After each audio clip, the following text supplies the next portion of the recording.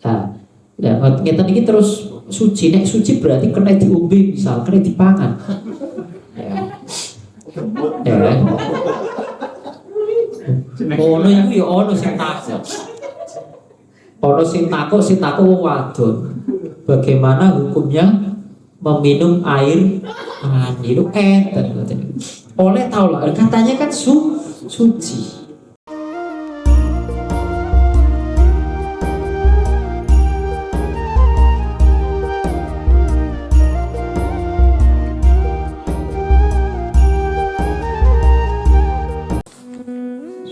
Al-Fatihah. A'udzubillahi minasyaitonirrajim. Bismillahirrahmanirrahim. Alhamdulillahirabbil alamin arrahmanir rahim maliki yaumiddin. Iyyaka na'budu wa iyyaka nasta'in ihdinas siratal mustaqim. Siratal ladzina an'amta 'alaihim ghairil maghdubi 'alaihim waladdallin. Amin.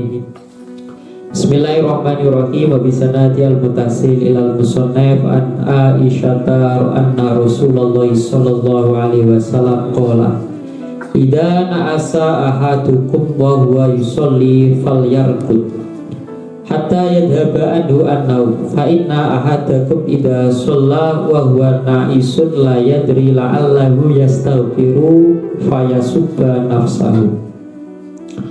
An Aisyata radhiyallahu anha utawi hadis iku diriwayatake saking Sayyidah Aisyah.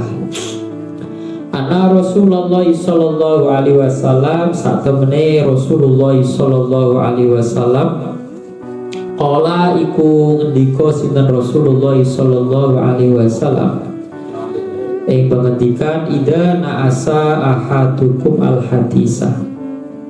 Ida na'asa ing dalem nalikane ngantuk ahadukum sapa salah sijine sira kabeh wa hale utawi ahad yusolli iku salat sapa ahad falyarkut mongko becik turu sapa ahad hatta yadaba sehingga dadi ilang anu saking ahad apa anaumu ngantuk anaumu turu maksudnya ngantuk berat. Fa inna ahadaku mongko sak temene salah siji sira kabeh ida sholat iku ing dalem nalikane salat sapa ahad wa hale utawi ahad na isun iku wong kang ngantuk layan dari mongko ora ngerti sapa ahad la Allahu menawa ahad yastaghfiru iku nyuwun ngapura sapa ahad fayasuba mongko dadi misuwi sapa ahad nafsahu ing awak dhewe ahad.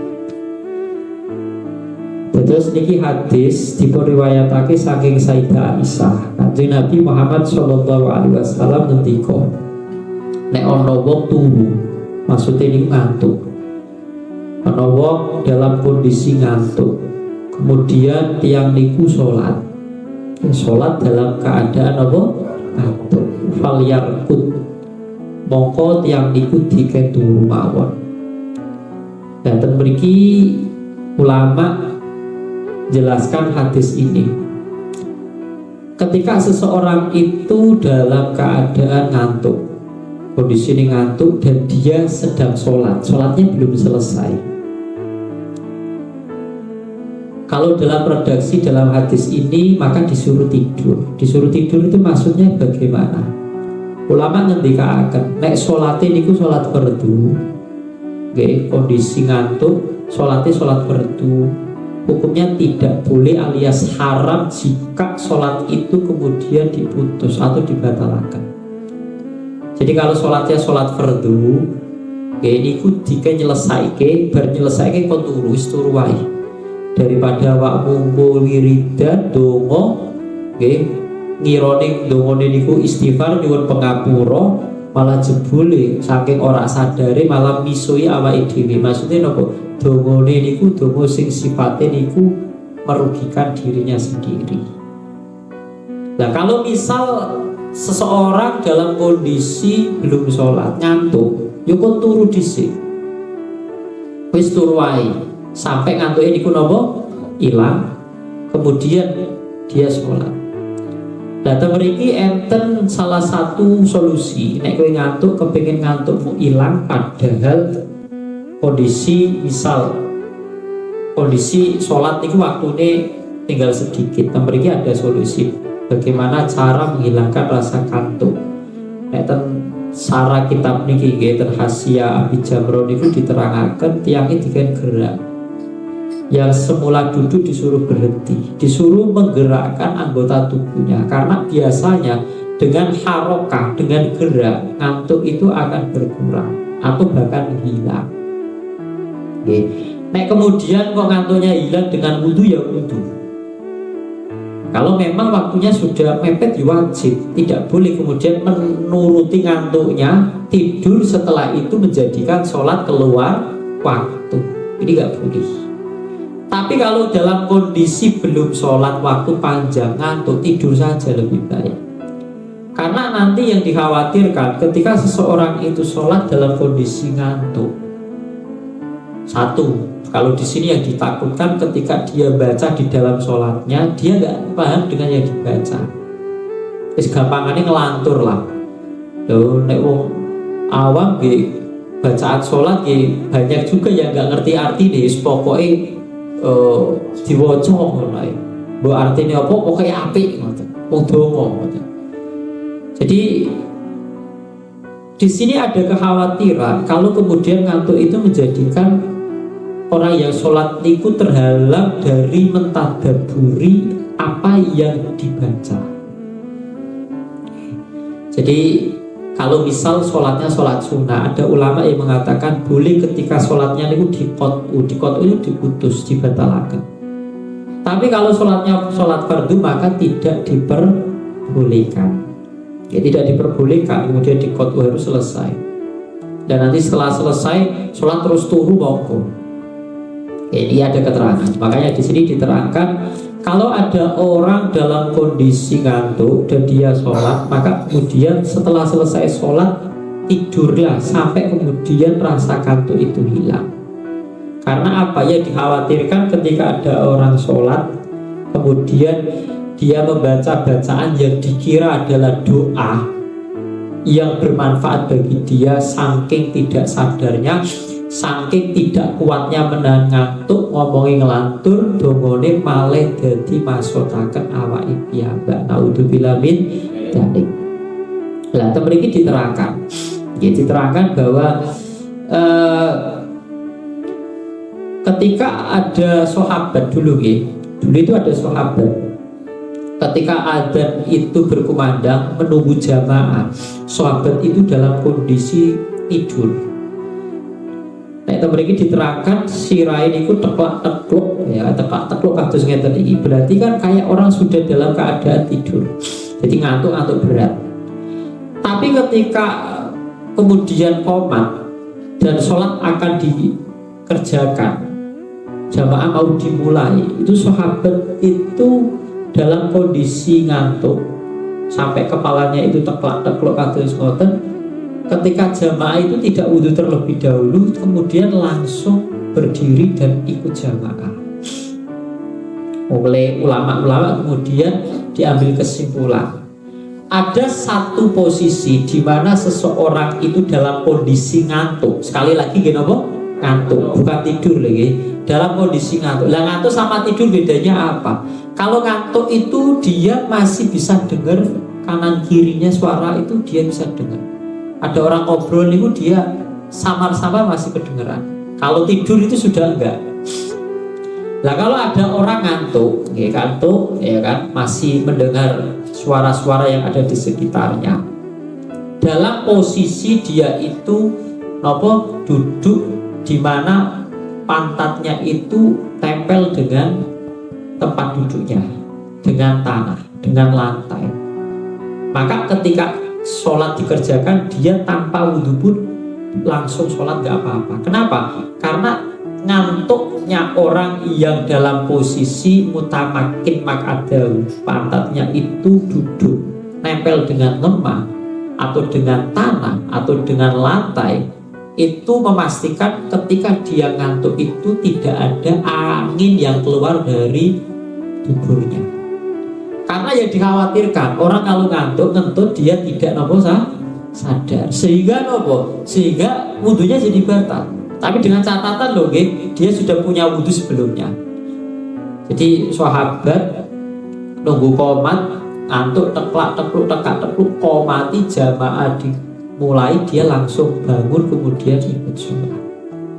Nah tapi kemudian kalau ada orang tidurnya nyak, meskipun dalam kondisi duduk, ya nanti wudhu. Karena apa? Tidurnya nyak, apa meneh sampai mimpi, itu akalnya itu zawal akli, bukan zawal ya, bukan akalnya itu menjadi hilang kayak orang gila, enggak.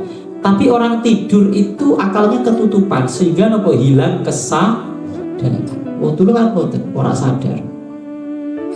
Jadi ini posisi di mana? Makanya ketika biasanya Jumatan khotbah cenderung banyak jamaah yang nopo ngantuk, ya kan? Ngantuk seperti itu. Yang penting posisi duduknya pantat dengan lantai yang dibuat nopo niku, tempat duduk itu harus nempel. Jadi nek misal kok ngantuke karo posisi tengkurap, ya kan? Ketika buang anginnya dia nggak tahu. Tapi kalau kemudian dia dalam kondisi duduk, nek ngentut mesti orangnya itu sadar, ya kan, mesti kroso. Tapi kalau nggak dalam posisi duduk ya susah terdeteksi. Duduk ya nek misalnya suarane yo rungu yo kroso. Dan itu memang nopo niki menjadi nopo nggih, karena memang pantat ini wika usahi. Jadi tali ini wong kesadaran apa enggak dalam kondisi tidur itu ya dalam kondisi duduk. Jadi duduk itu akan menjadi apa nggih? Menjadi tanda ketika dia dalam kondisi tidur dan pantatnya itu bertemu dengan tempat yang ia duduki, itu menjadikan bahwa selama dia duduk dia tidak benar-benar tidurnya sampai ngimpi. Oke, maka dia akan tahu apakah dia keluar angin atau tidak. Berarti kuncinya ada di posisi nopo tidur, di posisi bagaimana ia duduk, itu akan menentukan. Nah ini dulu sahabat seperti itu. Terus ada orang ngantuk, pilihannya tadi ketika dia dalam kondisi ngantuk, waktu sholat masih panjang, lebih baik tidur terlebih dahulu. Tapi kalau ngantuknya, saking ngantuknya sholatnya fardu sampai ngelantur kabiyus, mending sholatnya berhenti. Daripada ngelantur, orang ngelantur kan bahaya. Sama kayak dulu sahabat ketika dalam kondisi habis mabuk masih teler, sholat, ada yang mengatakan dan jadi imam bacanya kuliah ayyuhal kafirun, harusnya la'abudu wa ta'budu. Saya tidak menyembah apa yang kalian sembah. Saya tidak menyembah apa yang kalian sembah, itu maksudnya berhala. Coba kalau lahnya itu hilang, jadinya apa? Abudu mata budu. Aku menyembah apa yang kalian sembah. Aku menyembah berhala yang kalian sembah. Itu kalau dikatakan dengan sadar, orang ini bisa kafir, bisa keluar dari nopo Islam. Makanya kemudian ada larangan dulu sebelum khamr itu diharamkan dulu, karena bertahap. Keharaman khamr itu prosesnya itu bertahap. Sampai dulu sebelum pengharaman secara mutlak kan ada nopo niku peraturan kalau mau mabuk jangan mendekati waktu nopo sholat dulu. Kalau sekarang sudah haram mutlak, ya enggak terus nek bar isya lumayan nih waktunya panjang. Itu sejarah, dan sejarah nggak boleh dipotong-potong. Nanti diambil sejarah yang itu saja. Setelah sejarah itu apa niku berkembang, artinya berlanjut, kemudian ada pengharaman minum khamr secara mutlak. Sama kayak nikah mut'ah. Nikah mut'ah itu kawin kontrak. Kawin yang ketika akad kemudian ada perjanjian durasi waktunya, bojo selama seminggu misal. Nanti kalau setelah seminggu ya berarti rampung bojoane. Ini masih banyak orang menggunakan praktek nikah mut'ah, atau bahasa kitanya kawin kontrak. Orang-orang Syiah itu masih ada dan itu banyak. Oke. Di Iran. Kemudian kadang orang-orang, ini berita ya, berita yang saya baca, entah itu apakah benar apa tidak, karena yang namanya berita itu bisa benar bisa salah, pembawanya bisa saja jujur bisa saja bohong. Cuma di berita-berita itu diberitakan kayak di Bogor terus di mana itu Cianjur itu banyak orang yang melakukan praktek nikah mut'ah. Nikah mut'ah itu memang dulu pernah dibolehkan waktu sahabat perang dalam waktu yang cukup lama, sehingga kebutuhan biologisnya mau gak mau harus dipenuhi, tapi istrinya itu di rumah, dia jauh dari rumah. Nah, cara memuaskan hasratnya bagaimana? Terus dulu itu pernah dibolehkan nikah tapi kalau sekarang sudah tidak boleh karena sudah diharamkan. Setelah itu diharamkan oleh Kanjeng Nabi Muhammad SAW ila yaumil qiyamah. Jadi kalau kemudian orang dulu kan nikah mut'ah pernah dibolehkan. Saya pernah baca nikah mut'ah hukumnya boleh. Kebolehan itu sudah dinakseh, sudah dihapus sehingga tidak boleh. Tapi masih ada, mungkin jenengan ada yang pernah, ya, pasti ada yang pernah dengar beritanya, bukan pernah melakukannya, tapi dengar beritanya. Kawin mut'ah. Namanya istilah fikihnya nikah mut'ah. Nikah ngalam seneng-seneng tok lah. Ya kan seminggu, 2 minggu, sebulan. Ya kan lebih. Tapi ya ada yang kemudian mensiasati ngeten. Makanya orang itu kadang nakal-nakal seperti itu. Jadi nyiasati orang usah nikah mut'ah itu kan durasi waktunya disebutkan dalam akad. Surasa disebut. Bukan sing lanang kan punya hak tolak. Yo nikah lagi sejam berarti ditolak yo. Berarti nanti sang wadon ida habis ya udah hubungan akad nikahnya putus. Karena laki-laki punya hak tolak. Tolak itu kapanpun boleh. Nikah urung diapa-apa lagi 5 menit sing lanang nolak bojone ya bisa. Eman Mas ya, buruk Mas ya. Nah ini ya, jadi orang kadang demikian gitu. Yang penting sebisa mungkin ketika kita menemukan hukum bagi kita itu ambillah yang berat. Sebagai apa? Sebagai ikhtiyat kita. Jangan dicari yang ringan-ringan. Kanggo awake dhewe sing gampang-gampang lah. Tapi nek kanggo wong sing berat.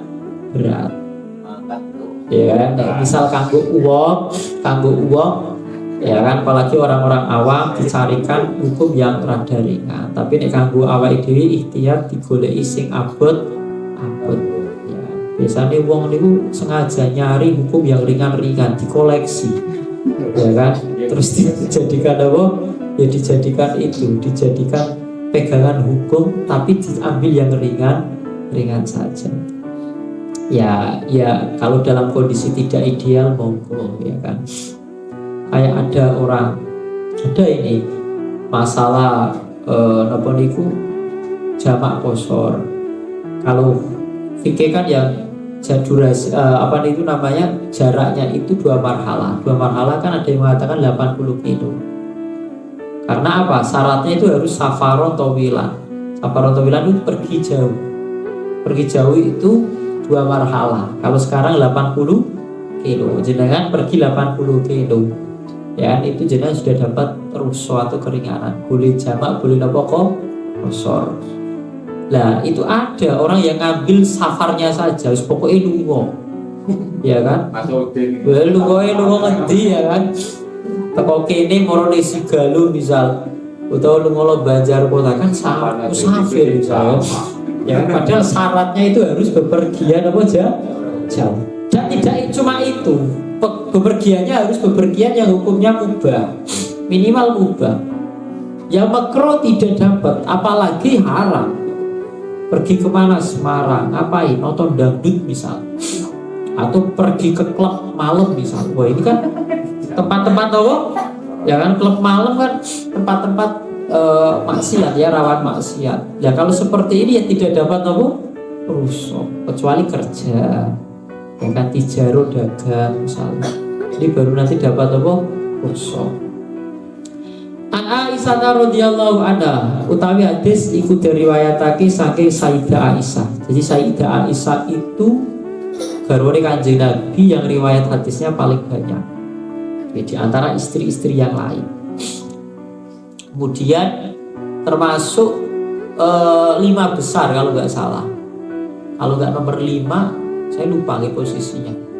Pokoknya ya jelas 7 besar sahabat paling banyak riwayat hadisnya Aisyah masuk, satu-satunya perempuan yang masuk. Ya, karena yaitu Aisyah itu satu perempuan cerdas banget, cerdas-cerdasnya perempuan Arab niku di eranya Sayyidah Sinten Aisyah. Kemudian banyak mendapatkan riwayat hadis dari Kanjeng Nabi, banyak meriwayatkan. Ana satemene Sayyidah Aisyah kanat iku ono Sinten Aisyah. Talsilu iku basuh Sinten Aisyah almania ing mani. Min saubin Nabi sangke pakaiane Kanjeng Nabi Muhammad sallallahu alaihi wasallam. Suma aros nuli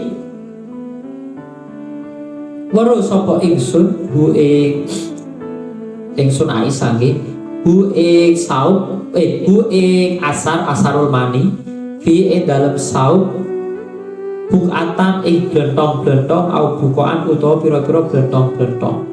Wa fi riwayatin ukhra lan iku tetep ing dalam riwayat ukhra kang meneh bukoan utawi riwayat bukoan itu maknane blentong-blentong. Jadi hadis ini rangke Sayyidah Aisyah itu pernah membasuh pakaianipun Kanjeng Nabi Muhammad sallallahu alaihi wasallam yang di situ terdapat air mani.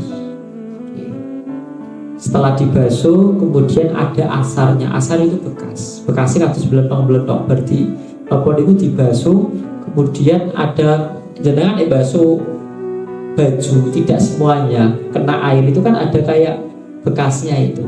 Belentong-belentong ngoten lho. Nah, tapi ada beberapa riwayat ada beberapa riwayat, ada yang pakainya bukatan au bukoan dan ada yang bukaan. Nah, memiliki dadosaken di sini menjadikan ada perbedaan hukum air mani.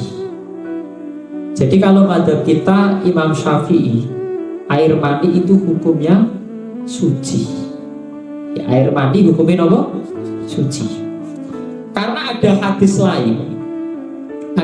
lain yang menerangkan Sayyidah Aisyah itu pernah pakaian ibu Kanjeng Nabi yang ada bekas air maninya dan air mani tersebut sudah kering itu tanpa dibasuh tapi cukup dikering, dikering, tidak sampai dibasuh. Nah, ini ada perbedaan di antara Imam Madzhab 4. Ada yang mengatakan niki cara madzhab Imam Malik kali Abu Hanifah, air mani itu najis. Air mani ini hukumnya apa? Najis. Kalau menurut Imam Syafi'i kalian Imam Ahmad, air mani itu hukumnya suci.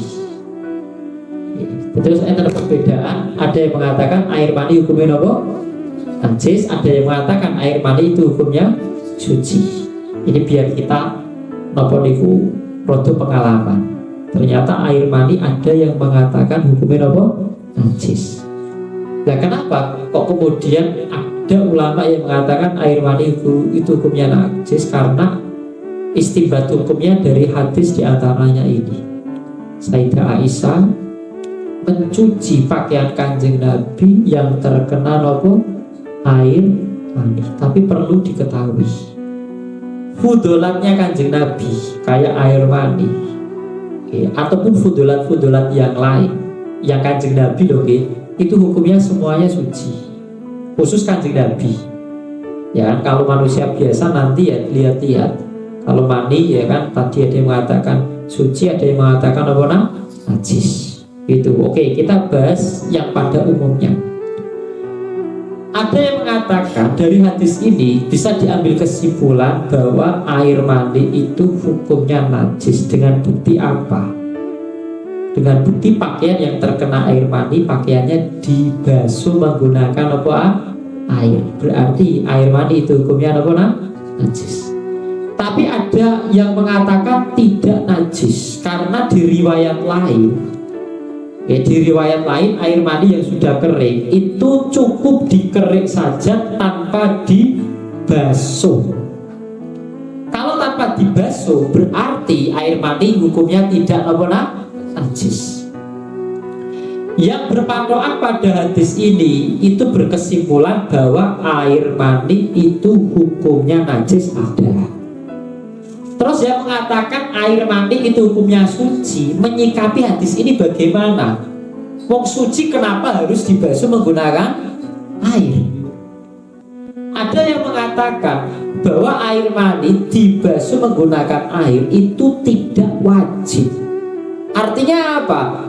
Membasuh dengan air tidak dalam rangka mensucikan air mani, karena memang air mani itu hukumnya suci, tidak najis. Tapi ada tapinya ini, dibasuh itu untuk menghilangkan bahwa air mani itu termasuk sesuatu yang minal khobas atau termasuk mustaqdar itu mustaqdar itu sesuatu yang dianggap jijik. Air mani itu termasuk sesuatu yang menjijikkan. Bukti wae kan, misalnya sarunge jenengan diparingi air mani ini kancane mesti jijik. Ya wong kadang gone dhewe wae napa jijik. Sehingga untuk menghilangkan perasaan jijik itu, kemudian air mani itu kemudian dibasuh menggunakan apa? Air. Ya, menggunakan air. Jadi dibasuh menggunakan air itu bukan dalam rangka mensucikan. Ini coro madzhab Syafi'i karena memang tidak najis, tapi untuk menghilangkan sesuatu yang menyebabkan seseorang itu jijik. Ya kayak misal umbel itu kan bukan najis, ya kan? Tapi misal ono wong sisi umbel di tempel ke pakaian itu kan mesti nopo jijik. Ya. Padahal bukan najis, sama kayak air manus. Air mani. Makanya temriki walhasil temriki ada keterangan mengenai perbedaan madhab. Ini benar pengalaman lagi kan, ngopi ini rodo adu nih ya. Jadi jenengan kesini itu biar sedikit menambah pengalaman. Coro Imam Malik niku mani niku wajib dibasuh dalam kondisi kering ataupun basah. Itu Imam Malik. Kalau Imam Abu Hanifah didelok-delok, nek garing cukup dikering, nek teles dibasuh. Nek cara Imam Syafi'i dan Imam Ahmad, entah kering, entah basah, kedua-duanya suci, tidak perlu dibasuh dan tidak perlu dikering. Nah, ini pendapatnya Imam Syafi'i kali Imam Ahmad bin Hanbal. Nah, kita ini terus suci, nek suci berarti kena diombe, misal kena dipangan.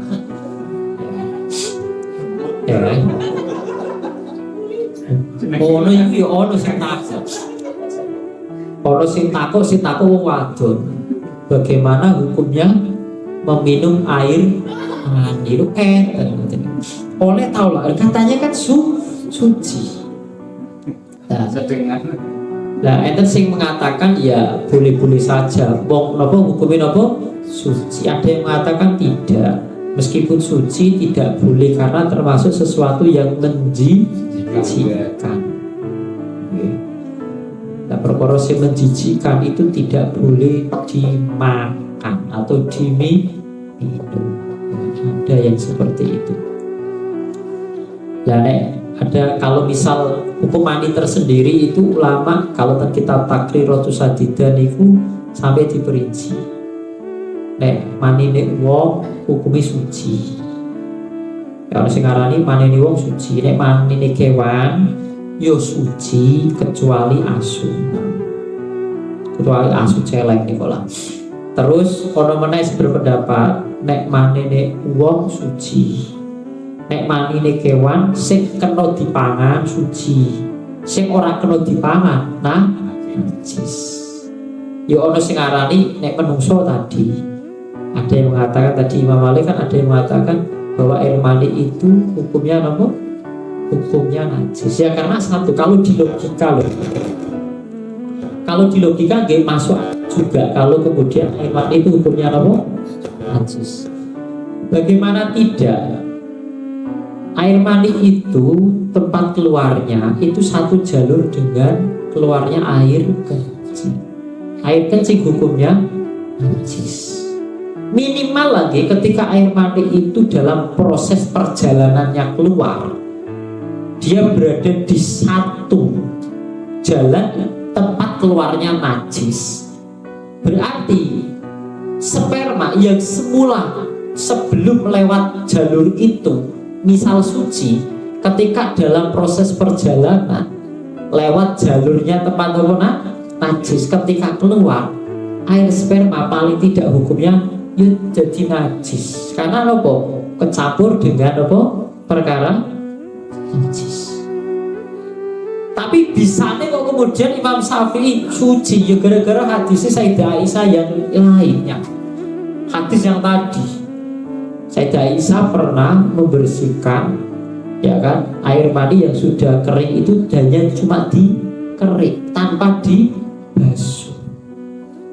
Padahal sesuatu yang najis nek kepengin nyuceni kudu dibasuh menggunakan apa? Air. Itu loh gara-gara nih. Nek cara di logika kan wong tempat keluare podo karo pipis kan ya hukumnya ya podo karo apa? Pipis. Najis.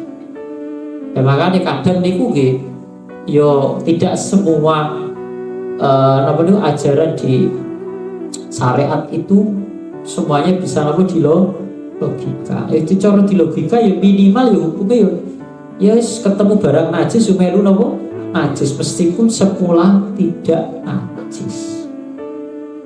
Nah kalau asal usul sperma itu ada yang mengatakan aslinya teko getih. Getih sini punggung. Kemudian ketika sudah panas ya kan, kemudian berubah warna menjadi apa? Putih. Ya kan? Berarti panas mendidih ya kan, jadi berubah apa? Warna. Ada yang mengatakan sama kayak air susu. ASI itu juga asalnya dari apa? Darah. Sampai ada yang kemudian membuktikan ASI air susu ibu itu ada yang membuktikan dijemur panas terus berubah menjadi apa? Merah. Ada yang mengatakan asal usulnya dari apa?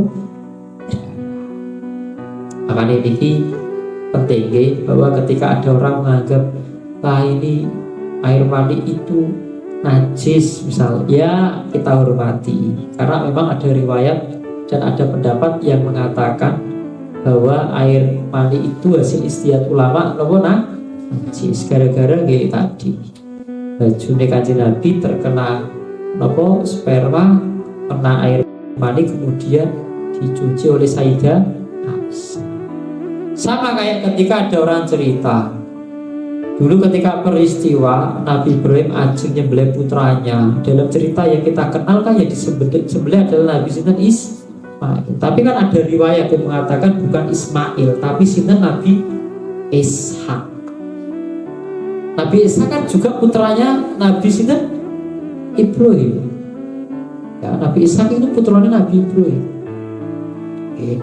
Ismail nggih putrane. Nabi Ishak itu yang kemudian menurunkan orang-orang Bani Israel, Nabi Yakub, ya kan, dan seterusnya. Kalau misal Nabi Ismail itu menurunkan kemudian Kanjeng Nabi Muhammad, Nabi Ishak bin Ibrahim, Ismail juga bin Ibrahim. Yang masyhur, yang sering kita dengar cerita-cerita yang akan disembelih Nabi Ibrahim adalah Nabi Ismail. Tapi ada loh riwayat mengatakan Nabi Sinten Misal ada orang, oh sing arep sembelih itu Ibrahim dudu Ismail tapi sinten? Ishak. Ya mungkin saja benar karena ada riwayatnya. Meskipun tidak semasyhur Nabi sinten Ismail. Tapi nek ana sing jawab sing arep disembelih ini Nabi Yusuf jelas keliru. Ya karena riwayatnya kalau tidak Ismail ya sinten? Ishak. Ketemu pirang perkara kan iki wong putrane Nabi Ibrahim itu Ismail kali sinten? Ishak. Nek ono Ilyas koyane kok bisa enggak ya kan. Gawe nek niku. Aisyah kola kanan idana utawi hadis iku diriwayatake saking Sayyidah Aisyah. Coba ya Sayyidah Aisyah lagi Sayyidah Aisyah lagi banyak ya riwayat Sayyidah Aisyah. Kola ucap sopa Aisyah kanat ono Aisyah kanat ono sopa idana salah siji kita, maksudnya ini cerita di antara perempuan-perempuan kita tahidu iku khet sopa idana Suma takridu. Riwayatnya ada yang takridu, ada yang taktarisu. Jadi memang hadis itu riwayatnya kadang satu dengan yang lain itu tidak sama. Ya, kadang berbeda. Ada yang berbeda hanya satu kata, ada yang sampai kemudian matanya berbeda tapi maksudnya sama ada. Nah kita sering dengar ada slogan tentang kebersihan itu kan an-nadhofatu minal iman. Itu kalau ulama-ulama hadis meneliti itu bukan hadis. Yang hadis itu at-tahuru syatrul iman. Kalau diartikan sama persis. At-tahuru maknanya suci. Suci ya alias bersih. Meskipun suci tidak selalu bersih, bersih juga tidak selalu suci, kan seperti itu. Ketoke kotor jebule suci mergo lemah tok. Ya kan ketoke putih resik ternyata asale ono pipise tapi wis garing wis ora ono ambune. Ketoke resik tapi ternyata apa najis. Atau huruf satrul iman. Satrul iman itu maknanya sebagian dari iman. Tapi kemudian ada yang menggunakan redaksi an-nadhofatu minal iman, tapi itu bukan hadis. Gak ada riwayat an-nadhofatu minal iman, tapi yang hadis itu atau huruf satrul iman. Sama-sama secara makna sama maknanya, ngajak bahwa kebersihan, ngajak wong perhatian dengan apa? Kebersihan. Sampai enten itu loh. Enten sih menafsir hadis. Kenapa niku? Utlubul ilma walau bisin. Carilah ilmu meskipun ke negeri Cina. Terus ada yang menggabungkan dengan tadi atau huruf satrul iman. Coba dengan wae. Ya kan? Cina itu ya termasuk ada orang yang mengatakan seperti itu. Ada yang menyebutnya bukan Cina tapi Jepang. Yang perlu kita tiru dalam hal kebersihan. Ada yang mengatakan bahwa umat Islam itu juga perlu mencontoh hal-hal yang ada di negara lain yang justru lebih mencerminkan ajaran atau ajakan dari agama Islam. Contohnya masalah kebersihan. Biasanya kadang orang itu ya kan Islam tapi kurang perhatian dengan kebersihan. Sing orang Islam malah concern ya kan senang dengan kebersihan itu ada. Islam tidak mencerminkan Islami dalam hal ini dong ya, kebersihan. Tapi yang bukan Islam malah mempraktekkan ajaran Islam tentang kebersihan. Ya karena memang bersih itu ya bersih suci itu identik dengan sehat. Wong nek resikan ya kan potensi penyakitnya itu lebih kecil. Ya. Lah ada yang menafsiri utlubul ilma walau bisin ya, karena kalau dilihat dari sejarah penemu kertas itu dari Cina. Sailun namanya. Jadi kalau nggak ada kertas, ilmu itu tidak akan bisa tersebar pada saat ini. Jangan bayangkan orang kertas, orang sekolah itu bawa apa? Kalau nggak ada kertas, bagaimana kemudian Quran itu, mushaf Quran bisa tersebar? Oh zaman Kanjeng Nabi Quran itu ditulis di batu, di pelepah kurma, di tulang. Ya jenengan bayangkan, nek medianya kayak itu untuk jadi 30 juz, jenengan mungkin butuh truk untuk ngangkut Quran 30 juz. Lah wong enten sing ditulis di mana? Batu, pelepah kurma, tulang, kulit, ya kan? Makanya kemudian ketika ada kertas, ilmu itu kemudian lebih mudah dalam hal penyebarannya. Kayak zamannya Abu Bakar itu ketika Umar memberikan usulan Quran untuk ditulis di kertas, jadi mushaf. Abu Bakar itu sempat ragu. Loh zamannya Kanjeng Nabi itu dulu Quran tidak pernah ditulis di kertas. Jangan-jangan kalau saya mengiyakan, saya akan masuk dalam kategori orang yang membuat sesuatu yang baru yang tidak pernah dilakukan oleh Kanjeng Nabi. Itu kekhawatirannya Abu Bakar. Tapi kemudian tetap Umar kemudian enggak. Ini melihat masalah yang ada. Para penghafal Quran sudah banyak yang meninggal. Jadi kalau kemudian tidak ditulis, bagaimana generasi berikutnya bisa tahu Quran? Menimbang-nimbang kemaslahatan, akhirnya Abu Bakar setuju untuk menulis Quran di dalam satu mushaf. Mushaf itu artinya lembaran-lembaran kertas, ya kan? Terus ada Baitul Mal. Zamannya Kanjeng Nabi nggak ada Baitul Mal. Bisa zamannya Kanjeng Nabi mau perang, sahabat yang kaya raya itu akan dengan mudahnya, ya kan, menyedekahkan, menginfakkan hartanya. Ini Kanjeng Nabi buat ini. Setelahnya Kanjeng Nabi wafat, orang kan mulai pikir-pikir dulu seorang Kanjeng Nabi ditarik zakat abot. Zaman Kanjeng Nabi ya mungkin karena suka kali Kanjeng Nabi nopo pripun terus mengeluarkan. Tapi ketika zamannya Sayyidina Abu Bakar itu kan banyak bermunculan orang-orang yang tidak mau mengeluarkan apa? Zakat. Ya. Ketika zamannya Kanjeng Nabi mau perang, ya yang kaya dengan mudahnya menginfakkan hartanya. Yang perang kemudian masalah makan, logistik ada yang menyiapkan. Setelah itu, kalau tidak ada Baitul Mal, ketika sewaktu-waktu negara butuh logistik untuk perang, sedangkan tidak ada kas, kan susah. Arab narii misal orang mungkin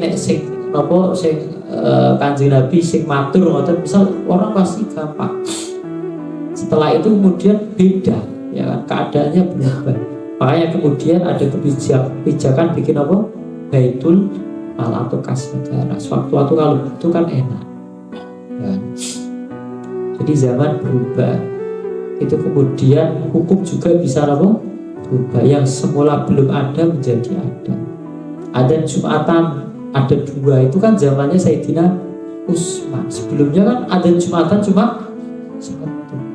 Melihat umat Islam semakin banyak, rumahnya banyak yang jauh dari masjid. Kalau misal ada cuma 1, maka ngenteni nopo? Ada omahe adu tekan masjid. Terus berubah bisa jadi. Atau paling tidak sudah tidak kumanan nopo khutbah. Kayak terus dibikin apa? 2. Saat ini dibikin 2 omahe parek maka ngenteni nopo? Orang. Itu ada ya, meskipun banyak ya. Anak Isa ya akeh. Niki kanat ono sapa idana salah sijine kita tahidu iku khet sapa idana. Sumata kridu nuli ngerik sapa idana adama ing geteng min saubia saking pakaiane idana. Idana ini salah satu perempuan. Artinya salah satu di antara perempuan kita itu head, kemudian pakaiannya ada yang terkena darahnya, setelah itu dikerik-kerik. Indah turia indalam nalikane nyuceni indah turia indalam nyuceni saubia atau indah turia indalam sucine idana. Fatasilu mongko basuh utawa ngumbah sapa idana hu ing sauk. Watan doku lan nyiprat-nyiprati sapa idana ala sairihi ing atase sekarene sauk. Sumatu soli nuli salat sapa idana bihi ing dalem sauk. Jadi ngeten. Ada salah satu di antara perempuan, ini ceritanya Sayyidah Aisyah, ada salah satu perempuan di kalangan kita. Kemudian ngeruk-ngeruk ya kan, ngeruk geteh head yang mengenai bajunya. Ketika dicuci itu diposok, dikeruk-keruk geteh, karena geteh itu hukumnya apa? Najis. Makanya perlu dihilangkan. Dan cara menghilangkan itu dengan dikosoki, dikerik-kerik. Setelah itu dibasuh bagian pakaian yang terkena apa? Darah. Karena darah itu hukumnya najis. Setelah itu, ya kan, bagian yang tidak terkena darah itu hanya diciprat-ciprati ya, karena memang tidak najis. Makanya, ya kan, ketika kita membahas najis, ketika kita membahas najis itu terbagi menjadi 3 tingkatan. Ada najis tingkatan paling ringan, najis mukhafafah. Ada yang tingkatan paling berat, mughallah itu. Ada yang di antara kedua tingkatan ini tengah-tengah namanya mutawasitoh. Mutawasitoh itu dari kata mustawasto, wasit itu loh, wasato, ya kan? Wasit itu maknanya penengah. Maknanya wasit itu bahasa Arab, maknanya orang yang tugasnya menjadi penengah. Wasit, maknanya wasit itu harus adil, tidak boleh berpihak. Wasit. Nah, ada najis mukhafafah paling ringan, itu cara mensucikannya juga paling gampang, cukup diciprat-ciprati. Najisnya siapa? Najisnya bayi yang usianya belum 2 tahun, laki-laki loh, perempuan meskipun belum 2 tahun tidak masuk kategori. Jadi najisnya air pipisnya anak kecil yang belum umur 2 tahun, yang belum makan apapun kecuali ASI. Ini wis pernamaan bubur ya, berarti wis ora mukhafafah. Nah, cara mensucikannya itu cukup diciprati mawon. Misal bajunya kena pipis, jadi ngambil air diciprati. Tapi tentu air yang jenengan cipratkan harus lebih banyak dari pipisnya. Dari nopo? Pipisnya. Cukup ciprati mawon. Ini yang cara paling ringan karena najisnya najis ringan, mukhafafah. Air kencingnya anak kecil laki-laki yang berumur 2 tahun yang belum makan apapun kecuali ASI.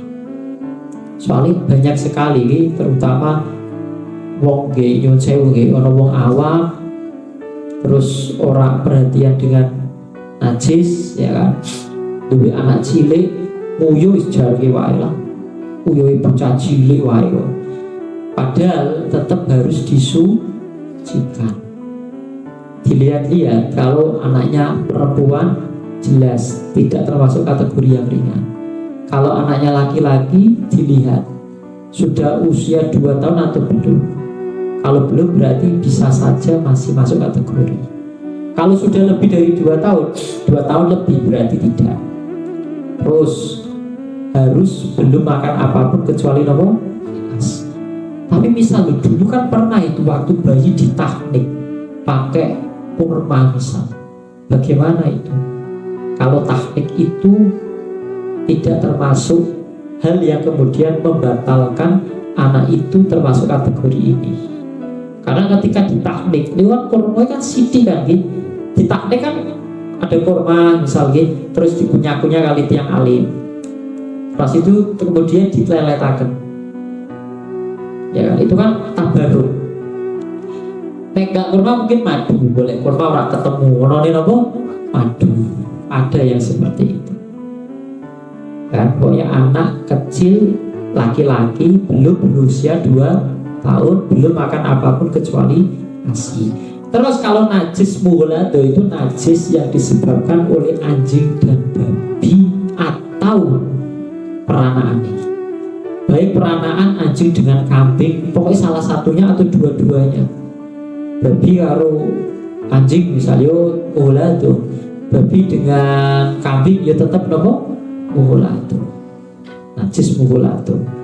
Nah karena ini najis kelas berat, maka cara mensucikannya juga susah. Seperti yang kita bahas kemarin, dibasuh menggunakan air 7 kali, salah satunya dicampur dengan apa?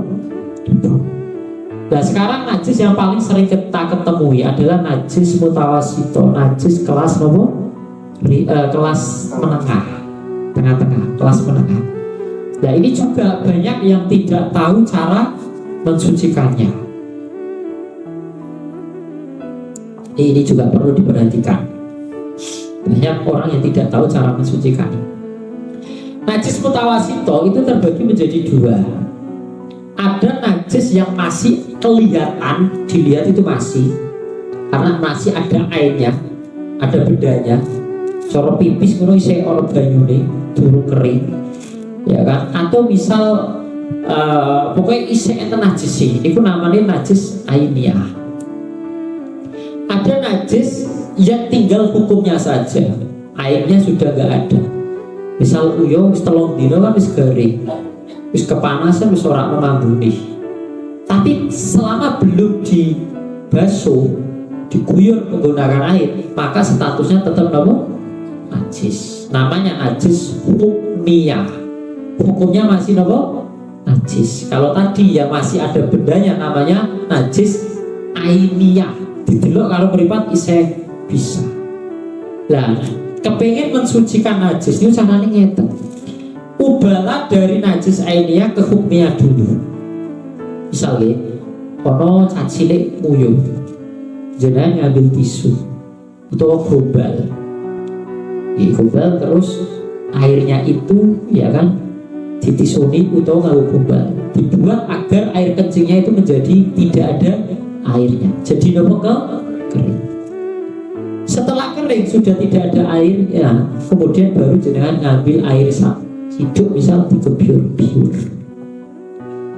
Area yang tadi terkena pipis harus kena air biur, suci.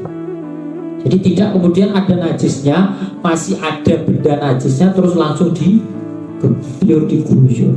Iya nek teng pinggiran apa? Pinggiran misal ngarep omah ning pinggir keramik wis pojok biur ngeten kan saged sih nggih. Ya nek misal di tengah-tengah rumah biur malah jadi napa? Najis rupa. Ini banyak orang itu kurang napa nggih istilahnya kurang tahu cara mensucikan benda dari najis dengan cara yang benar. Jadi diubah dulu dari najis napa wau? Ainiyah, najis yang masih ada bendanya, diubah menjadi najis napa hukmiyah. Setelah itu baru dibasuh atau digebyur. Sama ketika orang itu mencuci pakaian. Jadi nek ono wong nyuci pakaian nggih, nyuwun sewu nggih, nyuci pakaian yang bener. Kalau secara fikih bener niku dalam artian efisien air, kemudian suci. Jadi kalau nyuci itu yang mendatangi air, bukan yang mendatangi pakaian. Misal pakaian kena najis, misal ini enten air 1 bak. Wong kadang nyuci kan bajunya didelek bak riyen. Setelah itu pakaian yang terkena najis dimasukkan ke dalam bak biur, semuanya jadi najis. Tapi kalau kita balik ada air, ada baju terkena apa? Najis. Kita guyur menggunakan air 1 ember misal. Ini bisa apa hukumnya? Suci. Bedanya apa? Bedanya yang pertama air yang didatangi, yang kedua air yang mendatangi. Beda loh. Konsekuensi hukumnya juga berbeda. Air mendatangi itu lebih kuat status airnya. Airnya itu loh, kekuatannya itu lebih. Karena apa? Air yang mendatangi dibandingkan air didatangi. Kayak orang wong gelut misal, kan ketok keren wong sing marani kan, gitu daripada nopo diparani kan. Diparani kan, oh ya. Nek marani kan paling orang dia lebih aktif. Jadi kekuatannya lebih. Jadi nyuci nek kepengen efisien seperti itu. Tapi untungnya orang kalau nyuci pakai apa nih bu?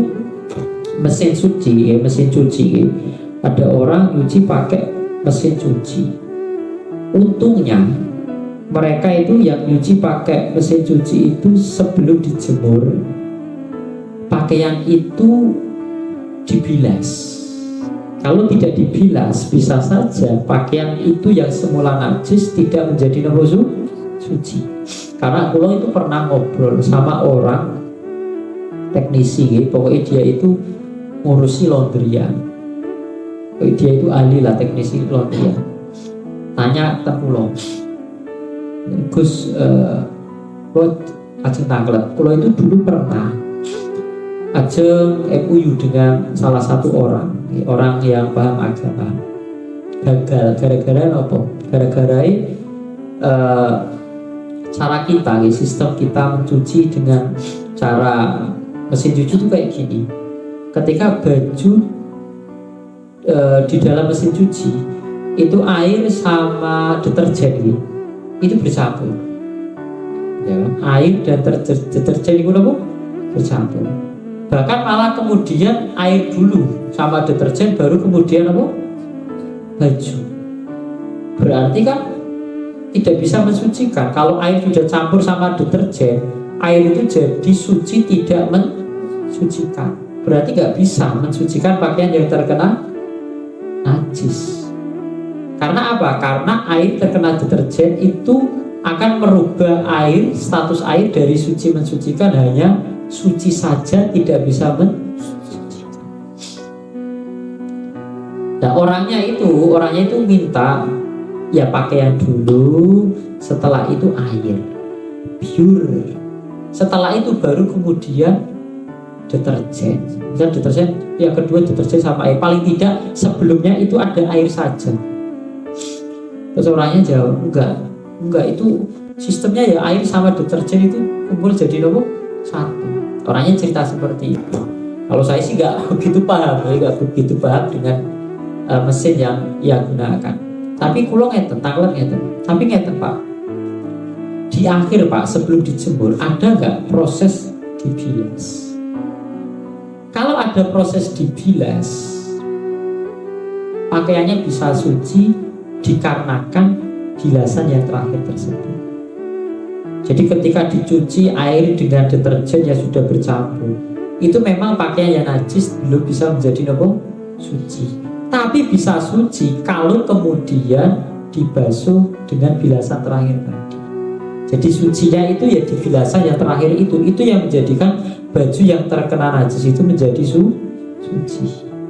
Makanya ketika ada ibu-ibu cara nyucinya bak dulu diisi air terus dicampur apa? Deterjen, baru pakaian yang kena najis itu masukkan.